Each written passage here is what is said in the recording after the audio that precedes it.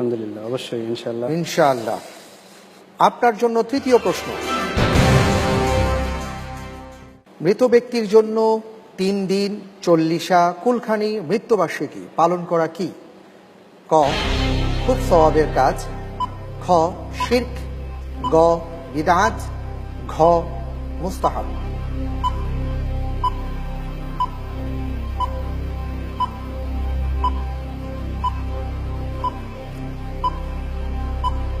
এর উত্তর গ, বিদআত। ঠিক তো? ইনশাআল্লাহ। লক করে দেওয়া হোক গ, বিদআত।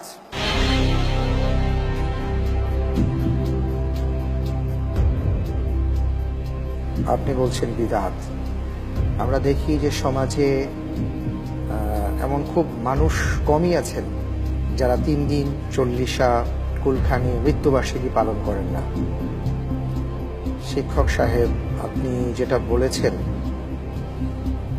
আপনার উত্তরটি সঠিক উত্তর। আলহামদুলিল্লাহ। তো আমরা একটু মকবুল আহমদের কাছে জানতে চাইবো যে এই প্রসঙ্গে কিছু যদি বলেন। বিসমিল্লাহ, আলহামদুলিল্লাহ। রাসূলুল্লাহ সাল্লাল্লাহু আলাইহি সাল্লাম আমাদের জন্য একমাত্র আদর্শ। উনি যা আমাদেরকে দিয়ে গেছেন সেটাই হচ্ছে সুন্নত, সেটা হচ্ছে ইসলাম। তিনি যা দিয়ে যান না সেটা সওয়াবের আশায় সেই আমলটা করাই বিদআত। অনেক ধন্যবাদ আপনাকে প্রিয় দর্শক। সেই সাথে আমরা জেনে নিলাম যে এমন কিছু বিষয় আছে যেটা আমরা সওয়াবের আশায় করে থাকি কিন্তু আসলে সেটা প্রমাণিত নয়। এর মধ্যে এই ব্যাপারগুলো রয়েছে।